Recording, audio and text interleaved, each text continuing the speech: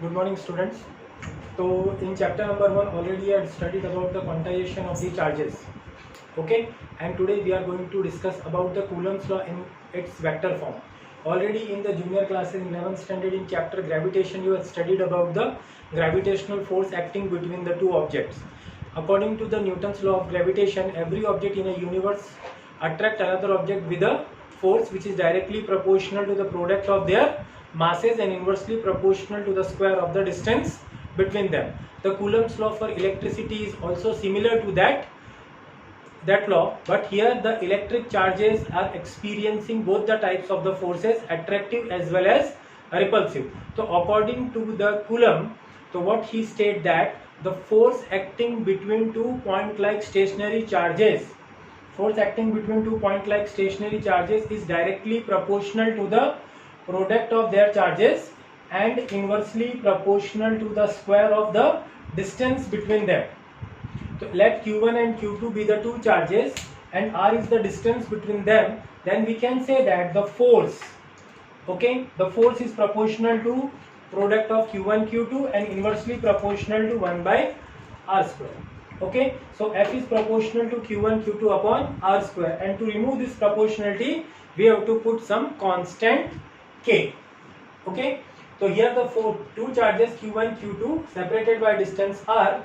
So F is proportional to Q1 Q2 and directly proportional to 1 by R square. So F is proportional to Q1 Q2 upon R square, and to remove this proportionality we are taking some constant K. According to Newton, the value of the constant G, universal gravitational constant, is 6.67 into 10 raised to power minus 11. Okay, Newton meter square upon kilogram square. The same way F is also calculated. F is equal to 1 upon 4 pi epsilon 0 and its value is 9 into 10 raised to power 9 Newton meter square upon Coulomb square. Here the new symbol epsilon 0, EPSILON, epsilon 0 is known as permittivity of free space, and the value of this permittivity is 8.85 into 10 raised to power minus 12 Coulomb square upon Newton meter square. Okay, so therefore we can write the force acting between the two charges become F is equal to 1 upon 4 pi epsilon 0 Q1 Q2 upon R square. So this is the formula for the force acting between the two stationary charges when they are placed in a vacuum. So this formula itself shows that the Coulombian force acting between the two charges depends on the presence of medium. If we change vacuum to the medium, then force acting between two charges also get changed. So for medium, so we can write F is equal to F medium is equal to 1 upon 4 pi epsilon Q1 Q2 upon R square.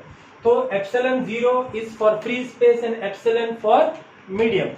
But for your information, permittivity of medium divided by permittivity of vacuum or the free space is known as ER or epsilon R or K.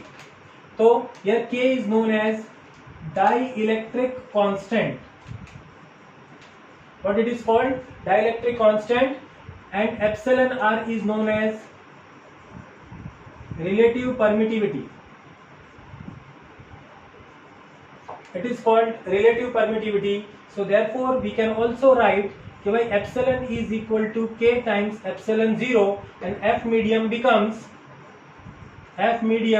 is equal to 1 upon 4 pi epsilon 0 K Q1 Q2 upon R square, and that is F by K. So this shows that when the two charges are placed in a medium, the force acting between them decreases by K times, where K is the dielectric constant of a medium. So once again, according to Coulomb, the force acting between two charges Q1 and Q2, these are the two stationary charges, they are placed in a vacuum or air,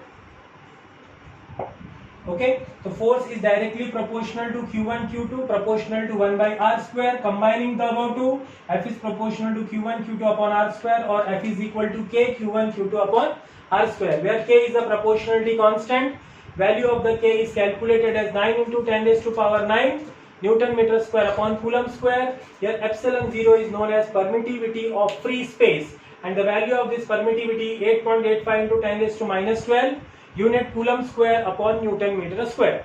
Then the formula become F is equal to 1 upon 4 pi epsilon 0 Q1 Q2 upon R square. When the two charges are placed in a medium, for example Q1, Q2 separated by the same distance, but now in place of vacuum we are taking some medium. In that part, medium matlab either you can take in the pure water or any simple oil, then you can say that the medium is changed. So for F medium is 1 upon 4 pi epsilon Q1 Q2 upon R square, where epsilon divided by epsilon 0 is known as epsilon R, or K, where K is known as dielectric constant of particular medium and epsilon R is known as relative permittivity. So therefore epsilon become K epsilon naught. Substituting the value of epsilon in the above equation, we get 1 upon 4 pi epsilon 0 K Q1 Q2 upon R square. But 1 upon 4 pi epsilon Q1 Q2 upon R square is F. So F divided by K. So this proves that when the two charges are placed in the medium, the force acting between them decreases by K times. Okay, so remember, when the two charges are placed in a medium, force acting between them decreases by K times. Okay, note down this.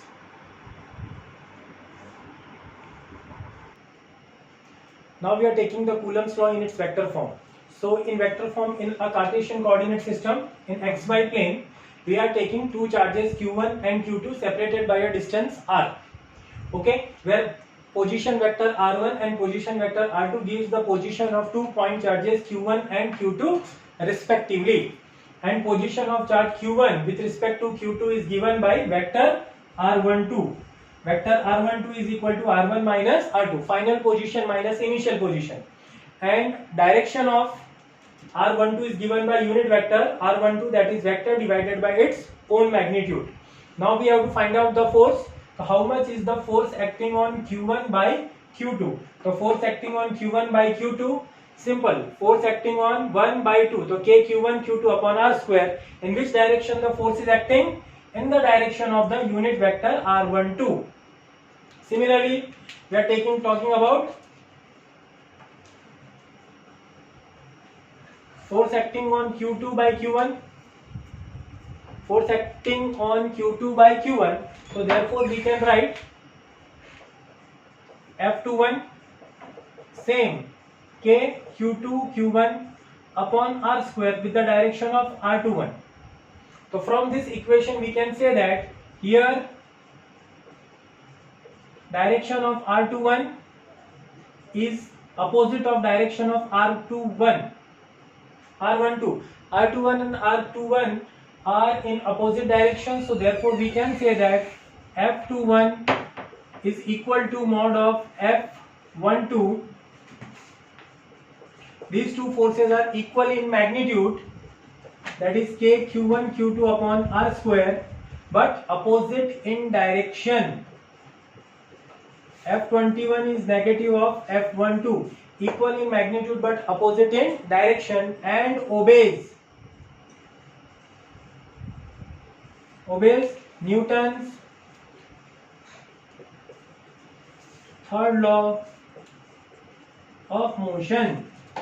So here the two charges, here the two forces F12 and F21 is equal in magnitude but opposite in direction. Their values are same, but the directions are opposite, and these two forces are also obeys Newton's laws of motion. So once again, the Q1 and Q2 are the any two charges separated by a distance R. Their position is given by vector R1 and vector R2. Position of Q1 with respect to Q2 is given by vector R12, R1 minus R2.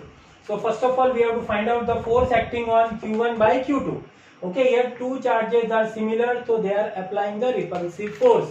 So this is the direction of force F12, and towards Q2 direction of F21. So F12 is equal to K Q1 Q2 upon R square with the direction of R12 caret, and F21 force acting on 2 by 1 K Q2 Q1 upon R square with the direction of R21. So here these two directions are in opposite direction. Okay, this negative sign shows that direction of R12 and R21 is opposite. So here the magnitude of the two forces are equal, Kq1 Q2 upon R square, but the direction is opposite, and this shows that it obeys Newton's laws of motion.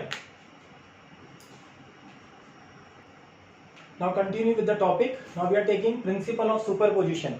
What is principle of superposition? The Coulombian law gives the force acting between only two charges. Suppose when we are having more than two charges and for the system of charges, then force acting on a given charge, एक single charge के ऊपर जब force लगाना है, so how much is the total force acting on the given charge? That is the sum of all the individual forces acting on it. This is the statement of principle of superposition. Okay, so total force acting on a given charge. The important word given charge in a system of charges is the vector sum of forces exerted on it due to all the other charges. The force exerted on Q1 by Q2 does not depend on Q3 and Q4. Force exerted on Q1 by Q3 does not depend on Q2 and Q4.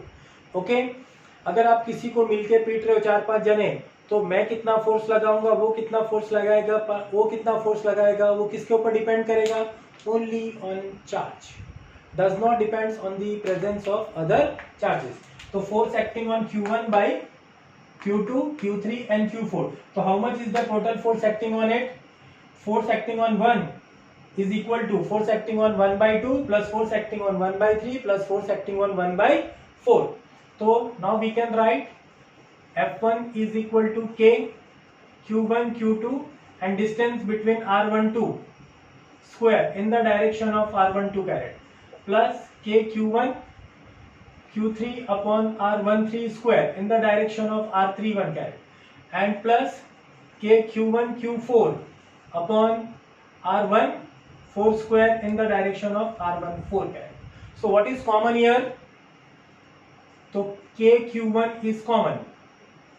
So in bracket we can write Q2 upon R12 square plus Q3 upon R13 square, R13 caret plus Q4 upon R14 square with the direction of R14 caret.